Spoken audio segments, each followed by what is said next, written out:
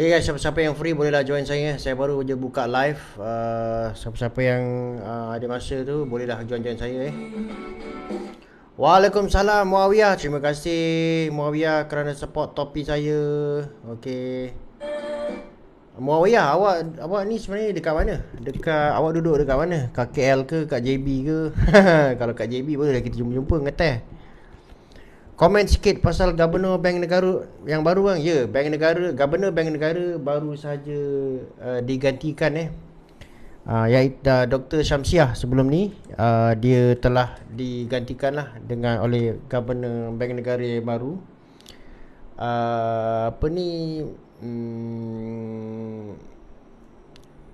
Siapa nama dia? Lupa. Syed Abdul Rashid. Saya pun tak berapa kenal dia. Terima kasih. Waalaikumsalam. Brother akan tetapi. Waalaikumsalam. Dia baru ditukar lah. Saya pun tak pernah.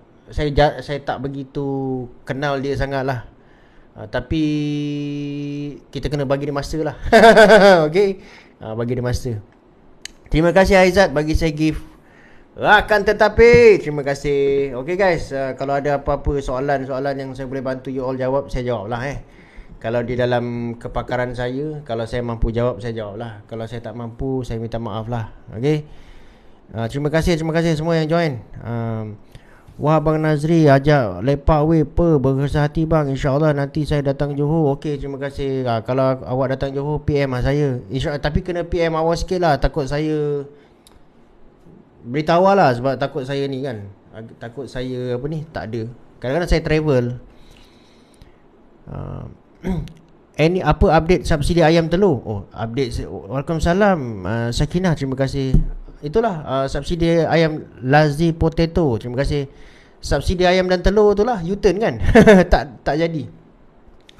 Tapi dalam kes ni kan, saya agak kesian lah dengan Mat Sabu sebenarnya. Dia CPI Malaysia Dozem kata 23 hari bulan 6. 23 maksudnya dia akan release pada 23 hari bulan ni lah. Saya sebenarnya kesian dengan Mak Sabu sebenarnya.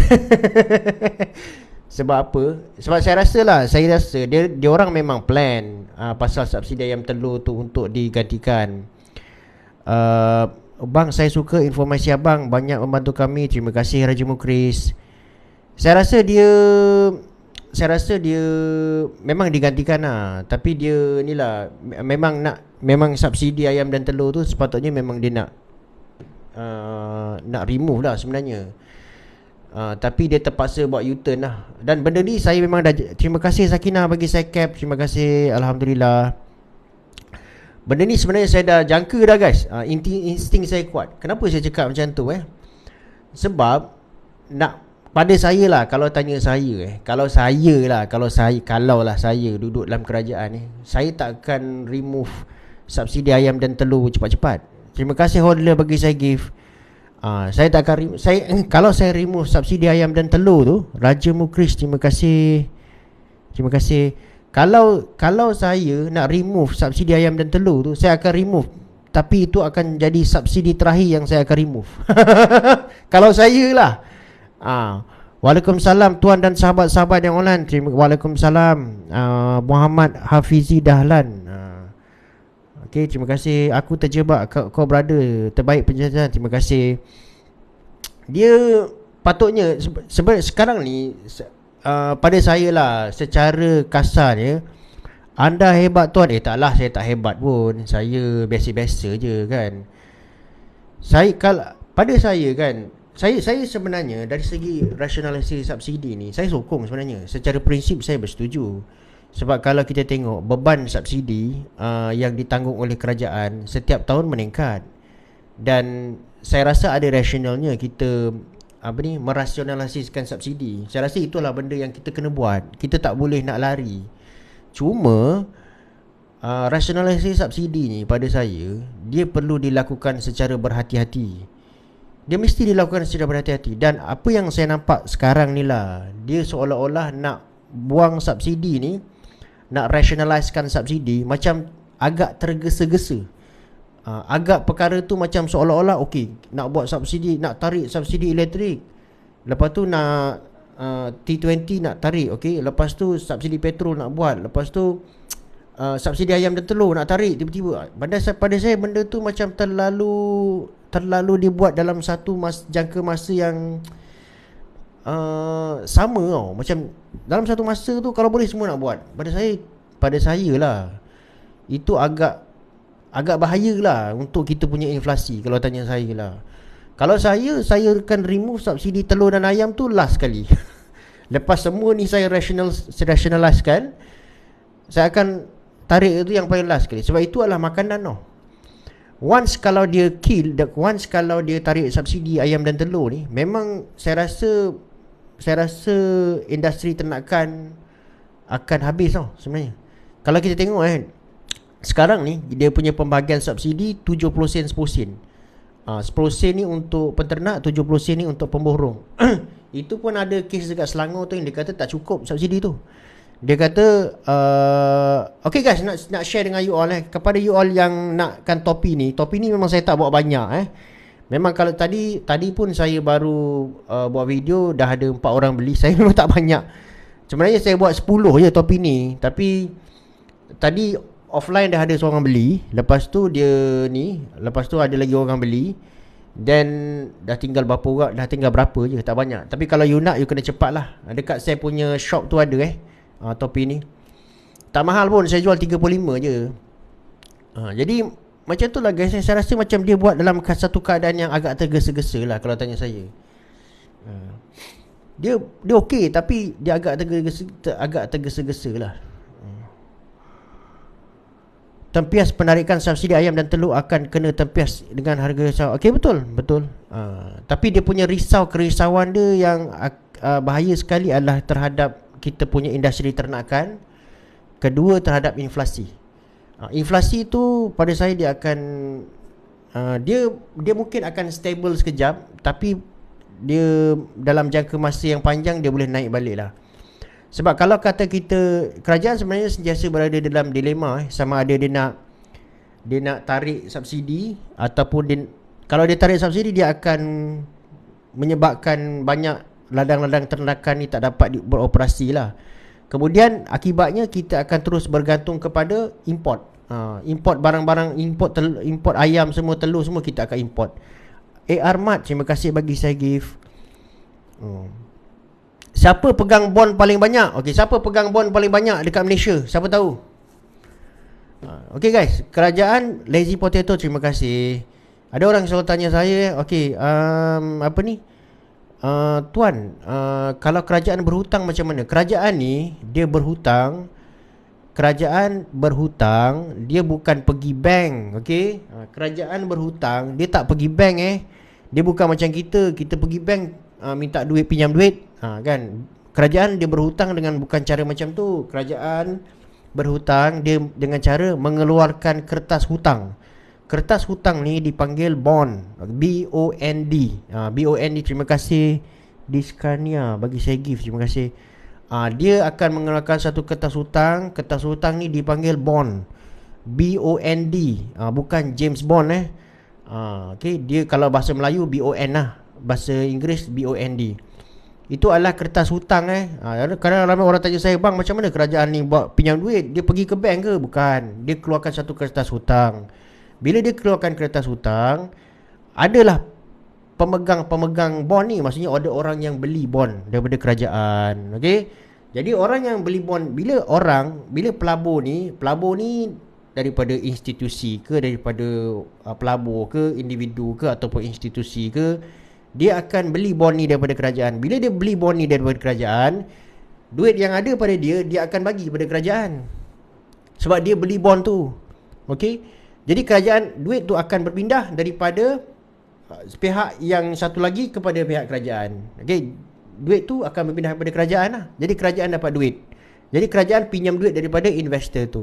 Jadi dekat Malaysia ni, apakah institusi yang paling banyak sekali memegang bond kerajaan? Akan tetapi terima kasih Zack, support saya punya cap. Terima kasih banyak-banyak. Tapi hati-hati siapa yang pakai cap ni, jangan koyak. Kalau kena kecam. Okay. Jadi dekat Malaysia ni guys, siapa yang pemegang bond kerajaan terbesar? Pemegang yang terbesar adalah KWSP.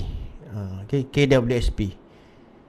Kebenaran. Salam saudara. Waalaikumsalam. Okay. KWSP guys, KWSP adalah pemegang terbesar. Saya tak tahu kalau figure tu dah berubah lah, tapi kalau last time saya check ialah KWSP, EPF lah. EPF adalah, cuma dekat Malaysia ni kalau you all tengok, Taufik, terima kasih. Topi ni viral bang. Terima kasih Taufik bagi. Kalau kata bang promosi topi ke tadi, ya saya promosi topi. Kalau nak dapatkan tinggal berapa je. Kalau siapa-siapa nak dapatkan boleh pergi kat saya punya TikTok shop tu.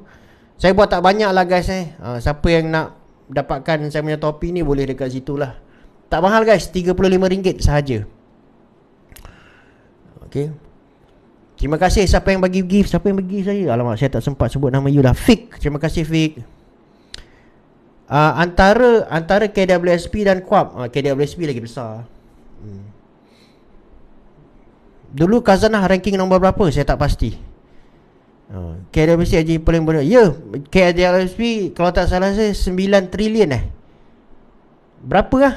Berapa trilion saya lupa lah. Berapa trilion? Trilion kan dia pegang, saya lupa lah. Hadiahkan KJ satu cap tu bro. Kalau KJ bagi saya alamat dia, saya bagi. Terus terang saya cakap. Macam saya tak tahu macam mana nak bagi dia. Serius. Kalau saya tahu alamat dia, saya bagi. Aduh.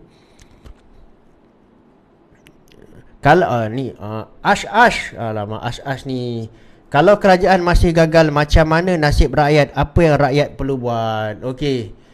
Kita macam ni lah guys. Saya ni bukan pentilik nasib. Taklah, saya bukan mentilik nasib. Tapi saya harap kerajaan tak gagal lah. Okey.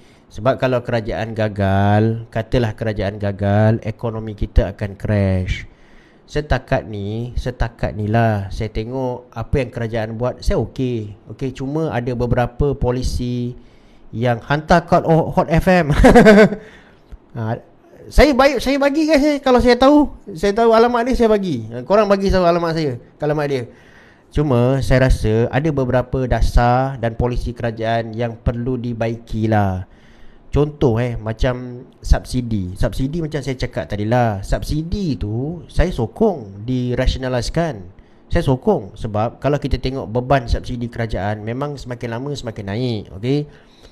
Lepas tu kerajaan punya subsidi ni sebenarnya banyak pergi ke golongan T20, subsidi petrol Sebab apa guys? Subsidi T20 dia pakai kereta besar. Kereta besar dia pump isi minyak lebih banyak daripada M20 dan juga B40. Jadi T20 ni antara yang terbanyak sekali lah pakai subsidi. Okey. Saya sokong. Cuma kadang-kadang saya tengok subsidi punya penarikan ni dia terlalu macam orang cakap drastik sangat. Itu nak buat, ini nak buat pada masa sama. Okey, jadi bila dia tiba-tiba nak schedule untuk tarik subsidi telur dan ayam tu, saya shocking dan saya expect ni, saya cakap ni mesti ada U-turn ni. Betul U-turn. Betul U-turn. Okey. Sebab tu ramai orang pada sebelum tu orang dah suruh saya komen dah. Bang komen, saya tak nak. Saya nak tunggu. Terima kasih Daya ICT, terima kasih bagi saya gift. Saya tak nak komen pada masa tu guys. Saya tak nak komen sebab saya tahu itu adalah satu isu sensitif. Sebab apa? Once kalau dia tarik subsidi tu, industri peternakan ayam kita jatuh guys. Saya dah beli Saya dah beli topi bang. Lepas ni kena kental macam Azri Walter. Terbaik. Jiwa kena kental guys. Jiwa kena kental. Lagi yang lain tu guys, saya rasa okey. Abdul Razak, terima kasih bagi saya gift. Yang lain saya rasa okey. Maksudnya contohlah at least apa yang, bukan saya ni nak support, saya berpihak kepada parti-parti kerajaan atau pembangkang ke, tidak. Bila dia ada kesedaran dalam menguruskan hutang, pada saya itu dah okey, dah cukup baik. Sebab apa? Defisit pada saya, terima kasih Bagas bagi saya cap. Defisit perlu diurus. Sama ada kita suka atau tidak, defisit kita perlu diurus. Kalau kita tak uruskan defisit kita, akhirnya kita akan keep on going berhutang. Okay, kita akan keep on going, terus berhutang.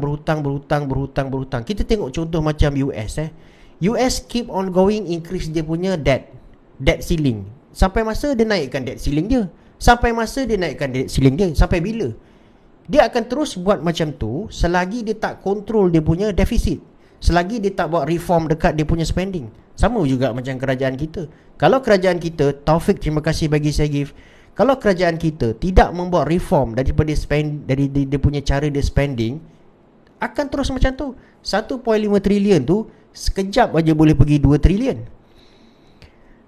Kan? Jadi pada saya benda tu perlu dibuat reform lah. Yang lain-lain tu saya rasa okey. Nak kata daripada apa yang kerajaan buat sekarang ni dia akan gagal, saya tak nampak macam tu lah. Okey, saya rasa okey.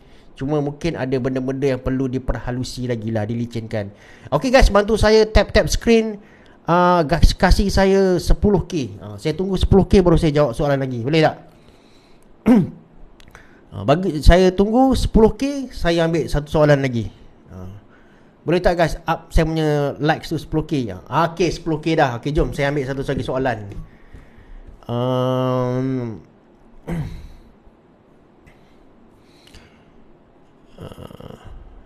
Kerajaan negeri Pulau Pinang antara berjaya. Setuju? Saya setuju. Bila subsidi ditarik maka B40 Bila subsidi ditarik maka B40 akan bertambah, M40 akan mengecil. Tak begitu. Bila subsidi ditarik maka B40 akan bertambah, M40 akan mengecil. Dia bergantunglah dia nak tarik subsidi siapa.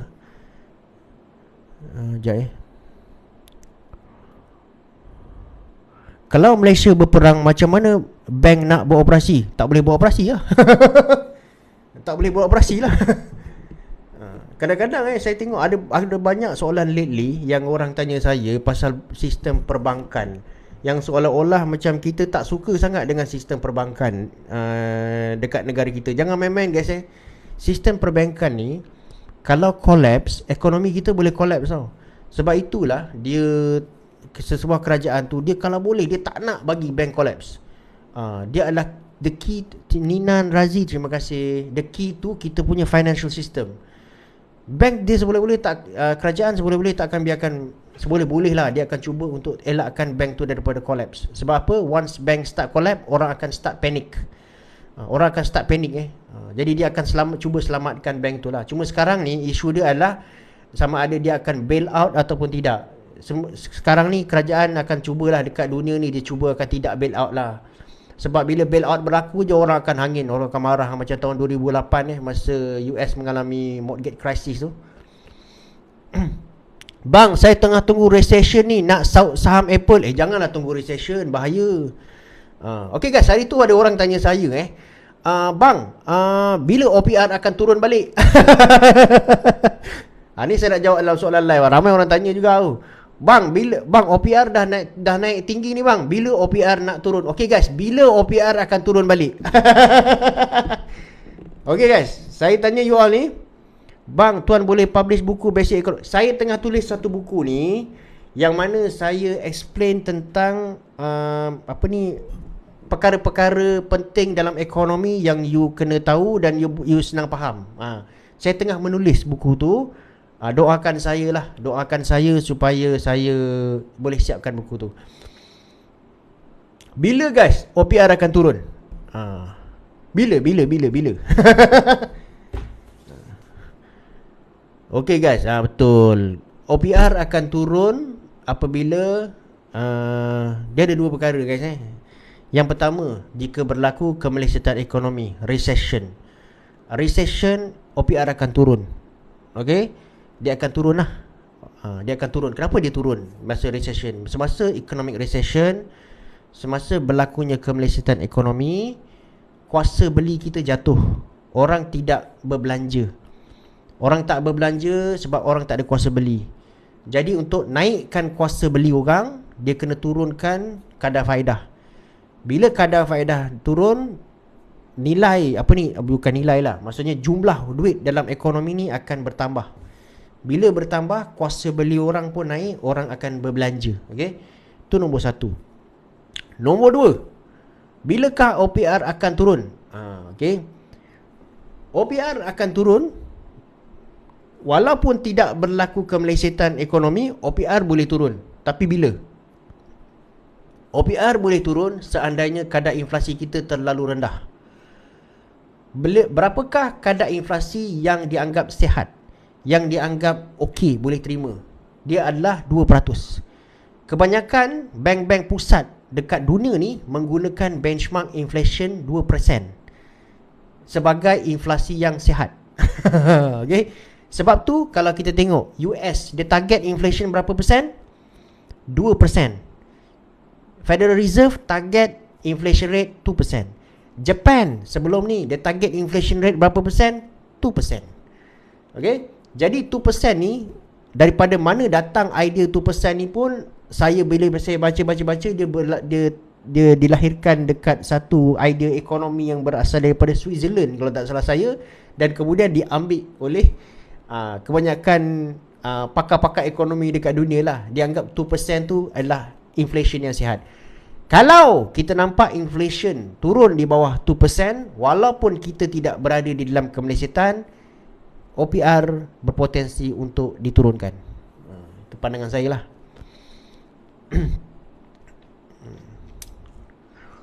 Okay guys, ada apa-apa lagi soalan? Jangan berhenti tap screen guys. Okay, bantu saya naikkan 25,000 boleh? Okay.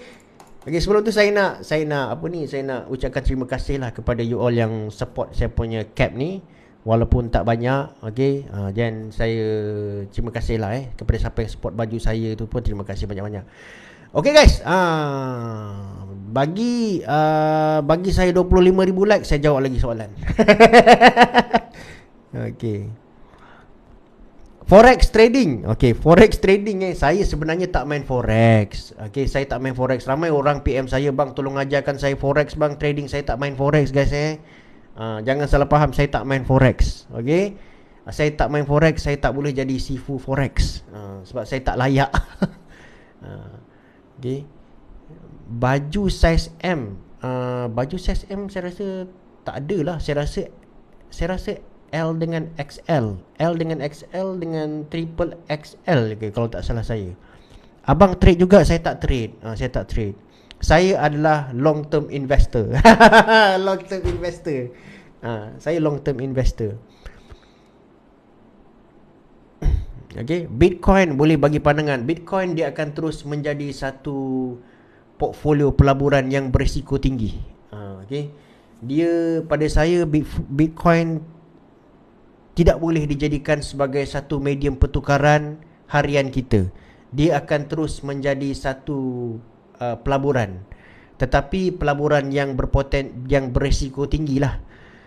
Jadi sesiapa yang nak main Bitcoin, sesiapa yang nak main cryptocurrency tu, saya cadangkan macam ni. Okay, saya cadangkan ni, cadangan saya lah. Nak dengar, tak nak dengar sudah. Okay, sebelum you all main cryptocurrency, sebelum you main Bitcoin ke apa, pergi dulu belajar melabur dekat tempat yang selamat. Okay, saya sendiri masa tu saya bodoh-bodoh lah tapi nasib baik saya ada melabur dekat tempat lain jugalah. Saya sendiri pernah tercedok. Saya tercedok bukan sikit guys. Saya tercedok 6 angka. Okay, saya pun pernah buat untung 6 angka. Okay, jadi dekat situ saya belajar bahawa pelaburan di dalam kripto ni sangat berisiko tinggi. Okay, jadi it's a risky investment lah. You boleh win big, you boleh lose big. It's kind of very risky investment. Jadi kalau kata you tak ada pengalaman, you tak ada knowledge, pergilah melabur dekat tempat selamat. Contohnya melabur emas, contohnya macam melabur ASB, tabung haji. Try melabur dekat situ dulu. Latih disiplin you untuk menabung dan juga invest. Bukan apa, kalau kata contohnya itulah sahaja duit yang you ada. Contohlah you ada 100,000 kemudian you pergi letak 100,000 tu dekat Bitcoin. Lepas tu pula you tercedok, apa yang you tinggal? Itulah maksud saya. Okay, tapi kalau tak nak dengar, terpulang lah. Okay.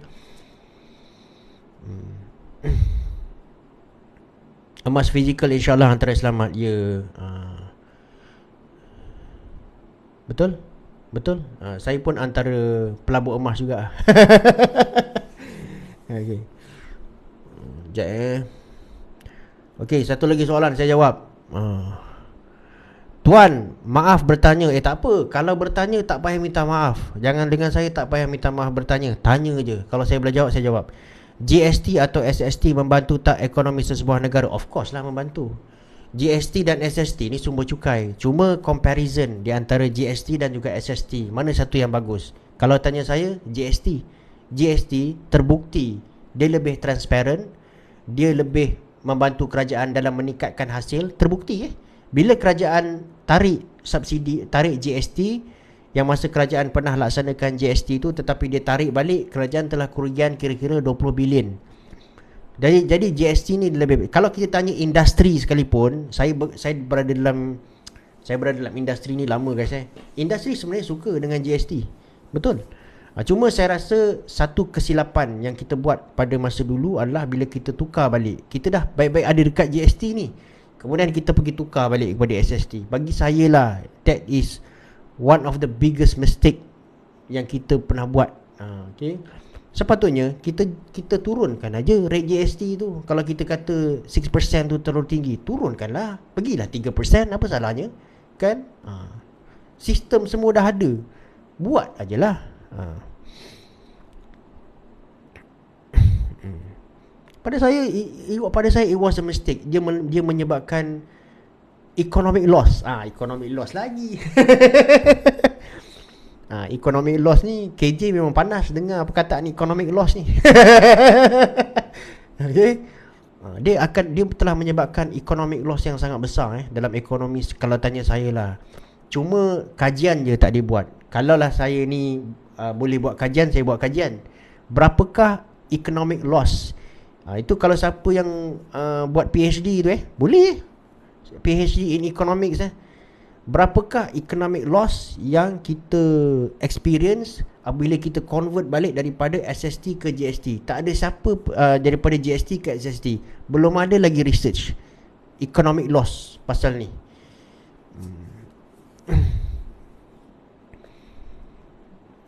GST tak boleh buat, token-token marah ya.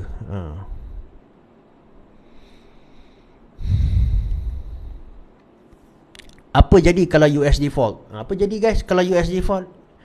Jika US default, okay, seluruh dunia ni pun akan meleset juga. Seluruh dunia akan mengalami kemelesetan ekonomi. Betul. Dan terutamanya Malaysia pun akan kena tempias for sure. Sebab kalau kita tengok daripada sejarah, every time guys, kalau US berhadapan dengan kemelesetan, kemelesetan ekonomi, Malaysia akan kena. Every time. Okay. Kalau US kena, Malaysia kena. Biasanya macam tu lah. Dan bila kita katakan kemelesetan ni, kita bukan hentam kromoh kemelesetan. Tengok ekonomi slow, kita cakap kemelesetan. Ekonomi slow down, kemelesetan. Tak guys, dalam ekonomi jangan macam tu. Jangan pakai hentam kromoh je. Dalam ekonomi ni kita klasifikasikan recession tu sebagai apabila dalam satu tahun tu kita ada 4 quarters kan guys. Kita ada 4 suku kan. Kita panggil dia sebagai technical recession hanya jika berlaku negative growth. Negative growth lah. Pertumbuhan negatif.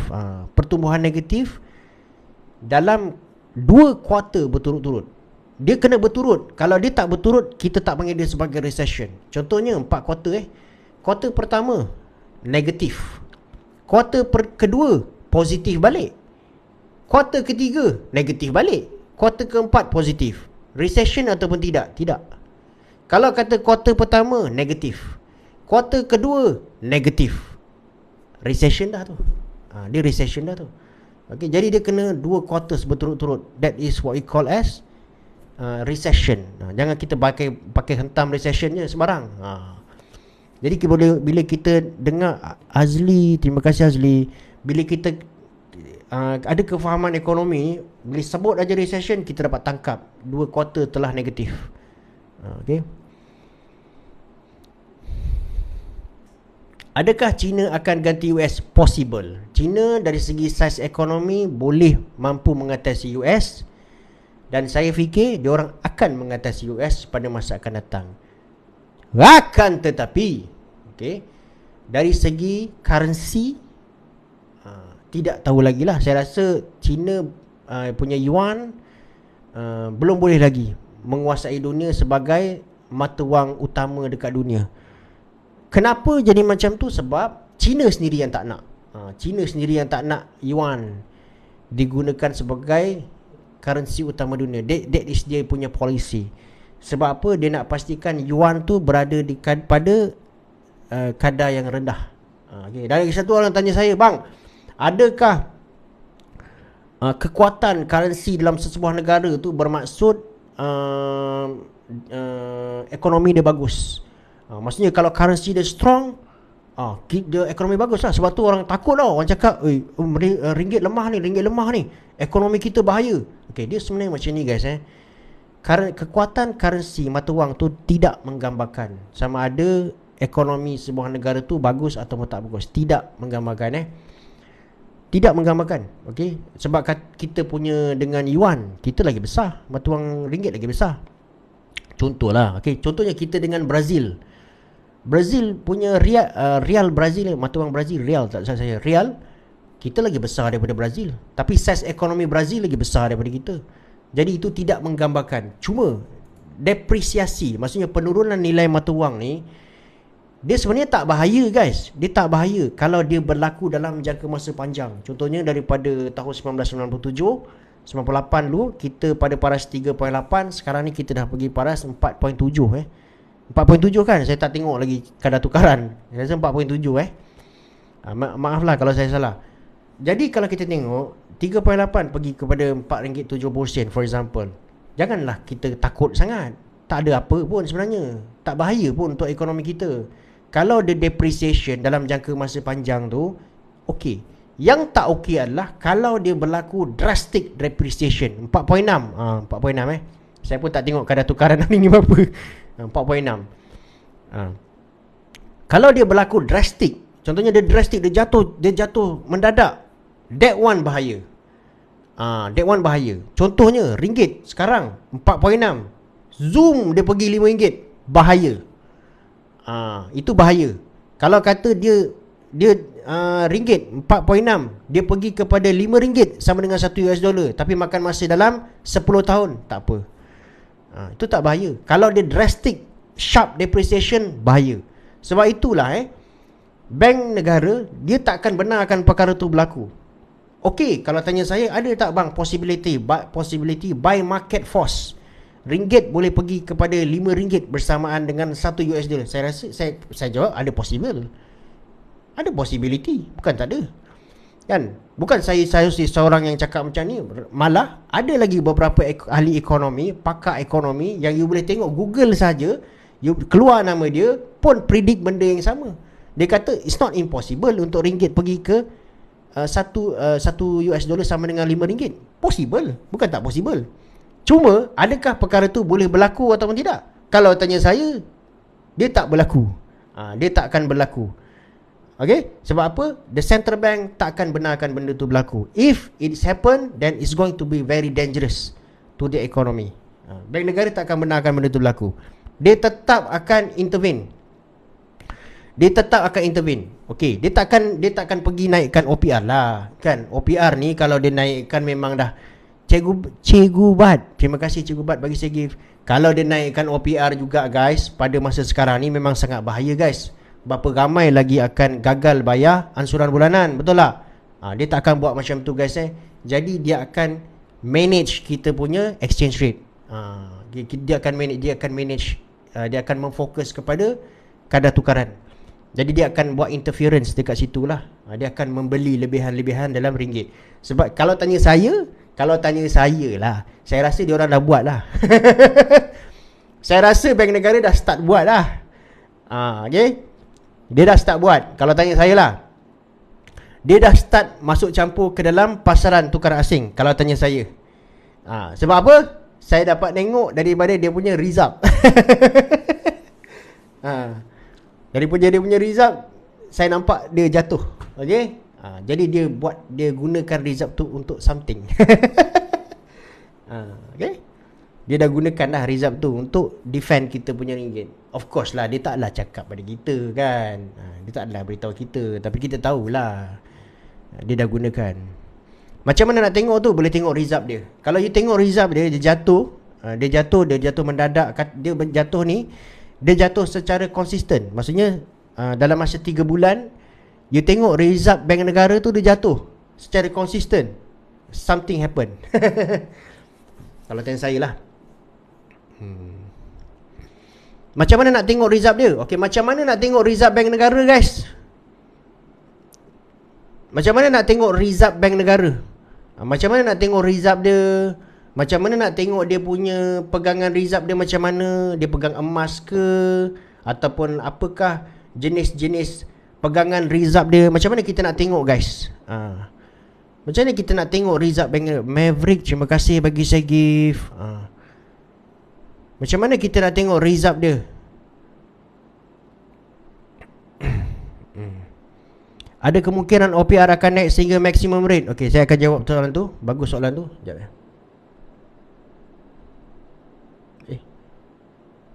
Mana ni? Zalika, takut saya lupa. Saya dah pin awak punya komen kat mana kita boleh tengok result bank negara? Result bank negara ni senang aja, guys. Korang pergi je tengok dekat dia punya website. Kau type je bank negara punya reserve. Dekat situ, kalau tak salah saya, dia ada monthly report. Kau tengok dekat situ. Dia ada laporkan lah. Lepas tu dia turut akan laporkan apakah jenis-jenis pegangan reserve dia. Emas lah, foreign currency lah. Dekat situ korang tengok je lah. Ada dekat situ. Kau pergi buka je lah. Rajin-rajin lah buka website bank negara. Sebenarnya guys, kalau korang ni jenis yang rajin tengok website bank negara, korang dah boleh kerja dekat bank negara dah sebenarnya. Korang dah boleh jadi pakar ekonomi monetary dah. Kalau korang jenis yang rajin baca bank negara punya website, memang korang boleh jadi ahli ekonomi monetary. Banyak konten TikTok kau boleh cerita. Okey, tadi dia ada satu komen tu, dia tanya boleh tak OPR pergi lagi di atas maximum rate. Okey, optimum rate lah. Optimum rate sekarang ni adalah 3.25%. Okey guys. Jadi guys, kalau tanya saya lah, saya tak rasa dia akan pergi di atas 3.25%. Kalau tanya saya lah, dia akan maksimum pergi pun kepada 3.25%. Tapi saya sendiri berharap agar dia tak naik sampai tahap tu. Saya harap dia kekal maintain pada tahap 3% lah. Itu harapan saya lah. Yang kita nak tengok lah. Okay, kalau kata berlaku satu keadaan yang luar biasa lah. Contohnya macam ringgit ni dia mengalami tekanan yang kuat daripada US dollar. Kemudian dia Federal Reserve pun pada masa sama dia terus naikkan dia punya kadar faedah dia gila-gila. Mungkin kita akan nampak dia pergi kepada 3.25%. Mungkin lah. Kalau dia pergi pun 3.5. Boleh tak OPR tu pergi kepada 4%? Pada saya 4% tu dia adalah keterlaluan lah. 4% ni guys, saya rasa ramai orang akan bankrupt lah. Ramai orang akan default lah.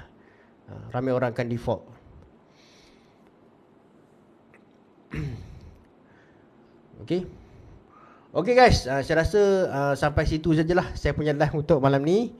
Okay. Apa ni? Bang, ada kata PMX kena lantik Menteri Kewangan baru Menteri Kewangan 2. Bang, ada kata PMX kena lantik Menteri Kewangan baru Menteri Kewangan 2. Itu saya tak boleh nak komen lah. Itu keputusan sepenuhnya daripada PMX.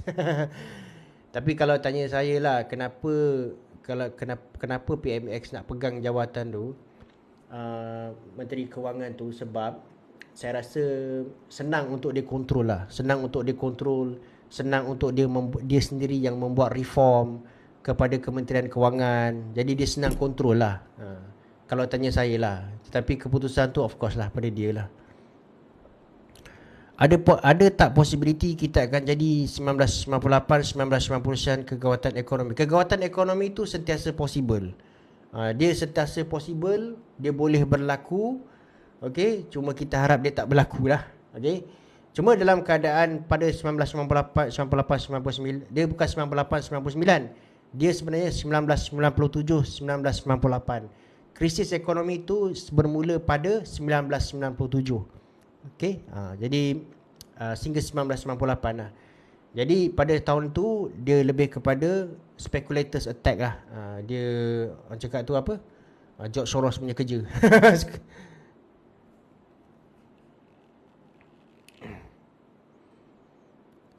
Bang, minta komen penarafan negara kita yang turun daripada A ke BBB. Okey, kenapa jadi penurunan taraf kan? Kenapa kredit rating menurunkan?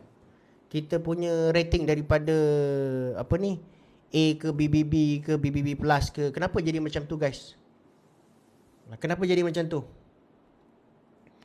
Dia disebabkan kalau semakin tinggi kita punya paras defisit, kita punya rating jatuh lah. Okay. That's why kita kena uruskan defisit kita. Kalau kita tak uruskan defisit kita, kita punya rating jatuh. Kalau kita punya rating jatuh, apa maksud dia?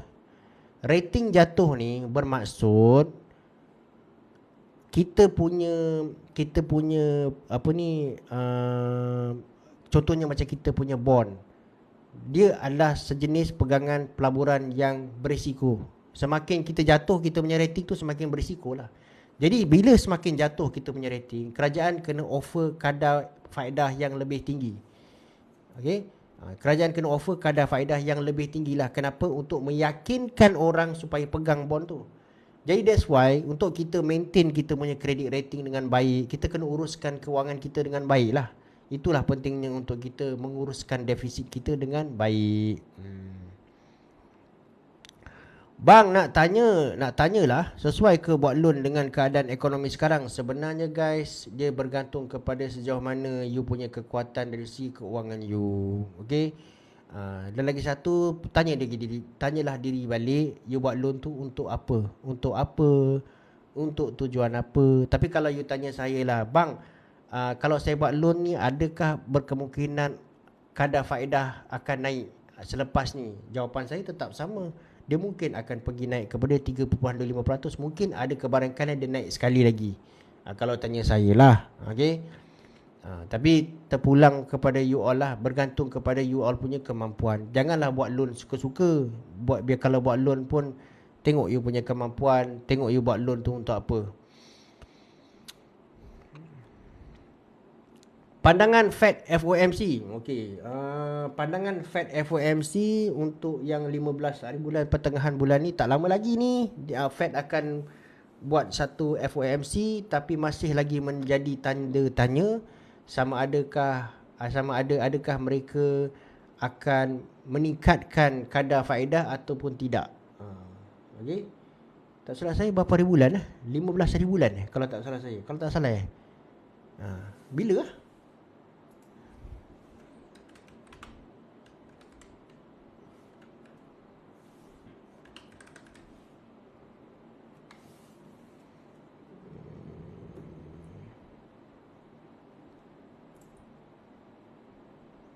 Jun 13-14 hari ni lah.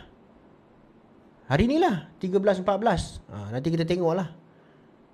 Nanti kita tengok lah sama ada kadar faedah dia naik atau tak. Katanya dengarnya kadar faedah tak naik. Dengarnya lah. Tapi saya ni bukan nujum pak belalang lah. Nantilah. Mungkin besok kita tahu kot. Malam esok. Malam esok kita tahulah sama ada dia naik atau tak. Tapi dengarnya ada orang cakap tak naik. Kan?